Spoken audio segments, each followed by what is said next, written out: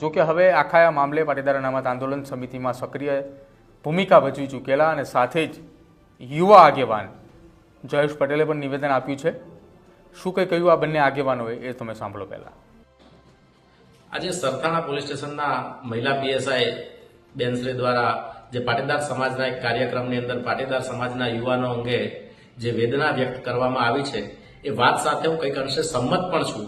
પરંતુ બેન જે વિસ્તારની અંદર પોતાની ફરજ નિભાવી રહ્યા છે વિસ્તાર 90% પાટીદાર પ્રભાવિત વિસ્તાર હોવાના કારણે ત્યાં મોટા ભાગના કિસ્સાઓ સારા ખોટા તમામ કિસ્સાઓ મોટા ભાગના કિસ્સાઓ પાટીદાર સમાજના જ રહેવાના હોય એક વાસ્તવિકતા છે. પરંતુ સાથોસાથ બેનની જે વાત છે એ વાત સાથે હું એ પણ બાબતથી સંમત છું કે આજના યુવાનો ન માત્ર પાટીદાર સમાજ તમામ સમાજના યુવાનો જે પ્રમાણે વ્યસનના રવાડે ચડી રહ્યા છે, જે પ્રમાણે અન્ય કુટેવો પણ એમાં વિસરતી જાય છે, આ કુટેવો હોય કે વ્યસન હોય આ બધી બાબતોથી યુવાનોને દૂર રાખવા માટે પણ સમાજે એક પહેલ કરવી પડશે. સમાજના વડીલો હોય, સમાજના યુવા આગેવાનો હોય, આ તમામ આગેવાનોએ પણ આગળ આવવું પડશે અને યુવાનોએ પોતે પણ સમજવું પડશે કે આ વ્યસન જે છે એ ભવિષ્ય માટે ખૂબ ખતરનાક સાબિત થનારું બની રહેશે. જેથી કારણે વ્યસન અન્ય કુટેવો આ બધાથી દૂર રહીને પોતાની સારી કારકિર્દી બનાવવામાં અત્યારે પોતાનો સમય આપે એવી તમામ યુવાનોને હું આ તકે અપીલ કરું છું.